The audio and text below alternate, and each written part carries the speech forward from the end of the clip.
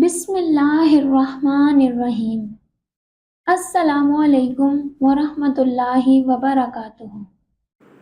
ناظرین گرامی، آج کی ویڈیو میں ہم آپ کو بتائیں گے کہ کربلا کی جنگ کیوں لڑی گئی تھی، اس کے پیچھے اصل کہانی کیا تھی، آخر یزید کی امام حسین علیہ السلام سے دشمنی کیا تھی، وہ کیوں ان کی جان لینا چاہتا تھا، اور اتنی بڑی جنگ کیوں لڑی گئی تھی، یہی جانیں گے آپ اس ویڈیو میں۔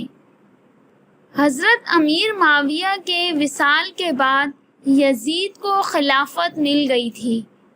یزید ایک بہت برا انسان تھا، وہ شرابی تھا اور لوگوں پہ ظلم ڈھانے والا تھا۔ یزید کو جب خلافت ملی تو وہ سمجھ گیا کہ میری اس خلافت کو امام حسین کبھی قبول نہیں کریں گے۔ چنانچہ یزید نے مدینہ کے گورنر ولید کو خط لکھا، جس میں لکھا کہ حسین ابن علی، عبداللہ بن عمر اور عبداللہ ابن زبیر میری بیعت کو مان لو، اور اگر میری بیعت نہیں مانو گے تو میں تم پر ظلم و ستم کروں گا۔ خط پڑھ کے مولا حسین علیہ السلام نے یزید کی بیعت کرنے سے صاف صاف انکار کر دیا۔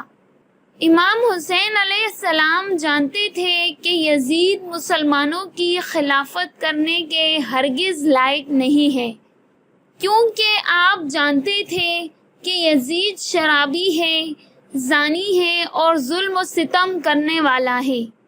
امام حسین علیہ السلام خون خرابے سے بچنے کے لیے مدینہ منورہ چھوڑ کے مکہ تشریف لے گئے، لیکن مکہ جانے کے بعد کوفیوں کے کافی خط آپ کے پاس آنے لگے۔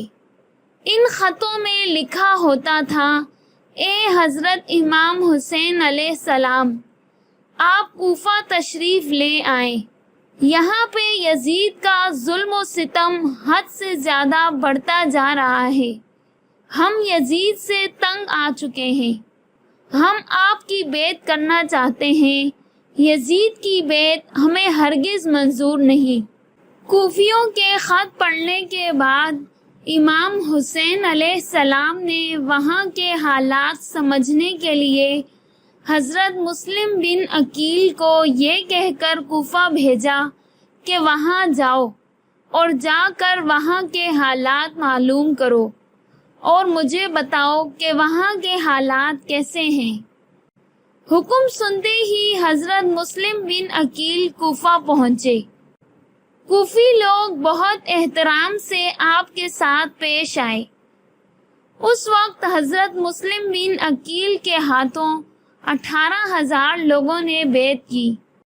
یہ دیکھ کر حضرت مسلم بن عقیل نے حضرت امام حسین علیہ السلام کو ایک خط لکھ کے روانہ کر دیا، جس میں لکھا تھا کہ یہاں کے حالات بہت اچھے ہیں، 18,000 لوگوں نے میرے ہاتھ پہ بیعت کی ہے، آپ جلد سے جلد کوفہ تشریف لے آئیں۔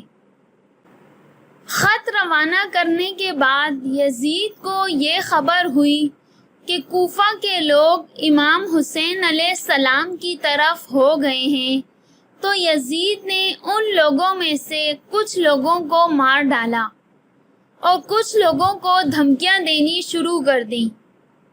جو لوگ بیعت کر چکے تھے، اب وہی لوگ امام حسین علیہ السلام کے دشمن بن گئے تھے۔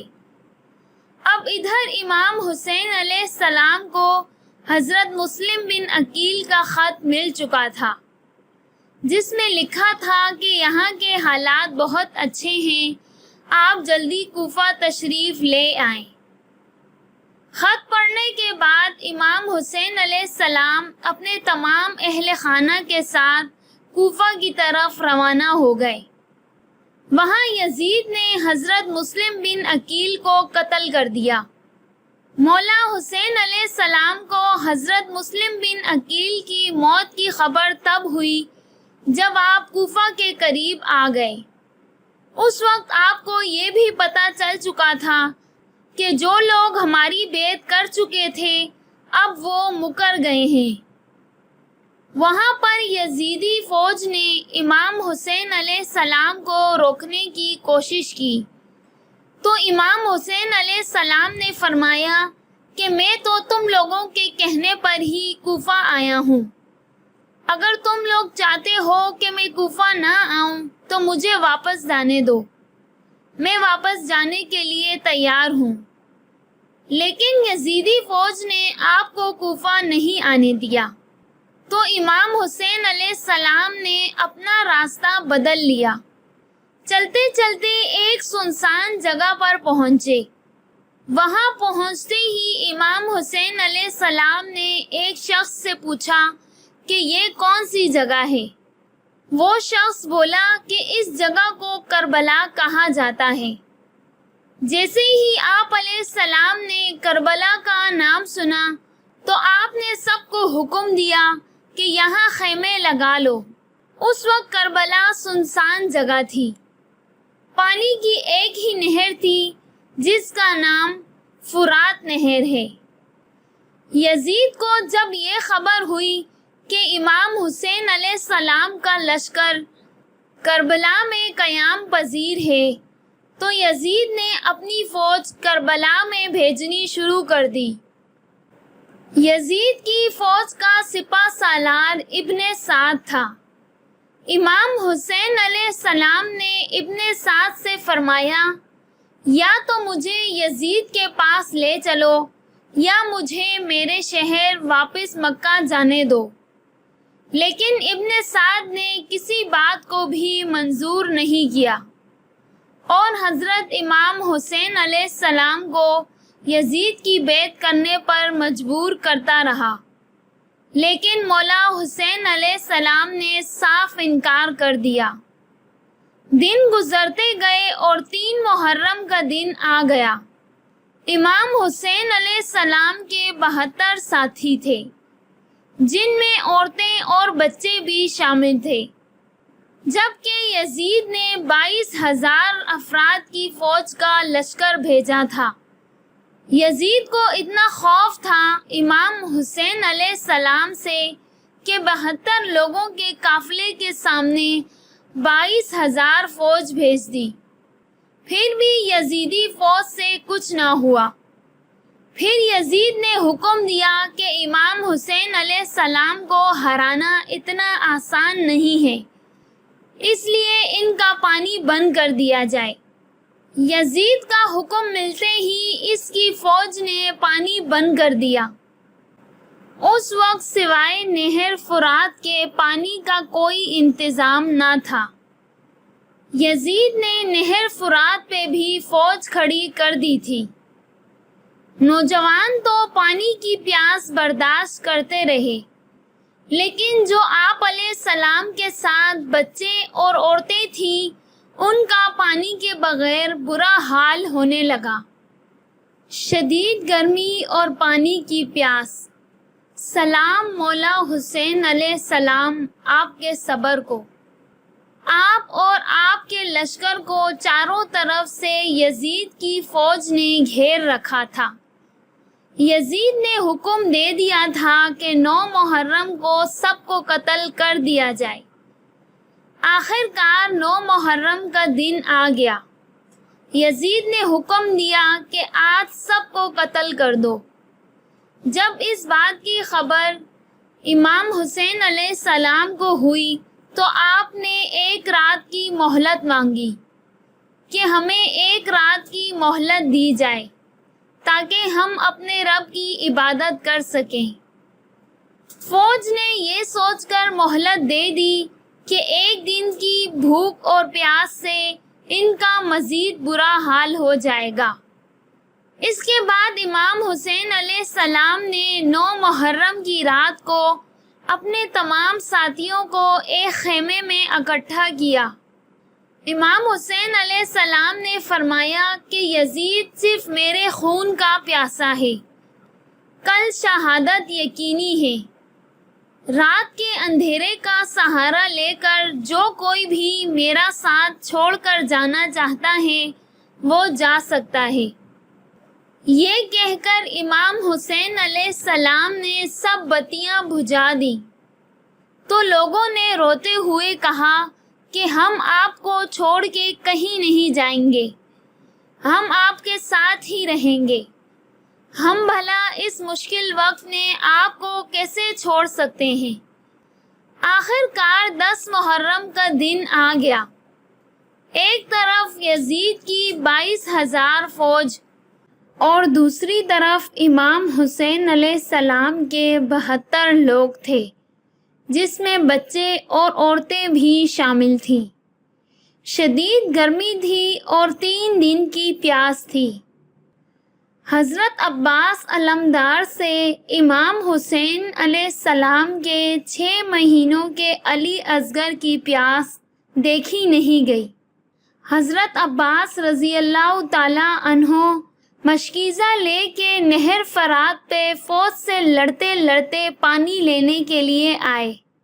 22,000 فوج میں اتنی ہمت نہیں تھی کہ تلوار سے ان پر حملہ کر لیں، کیونکہ حضرت عباس رضی اللہ تعالی عنہ بہت طاقتور تھے۔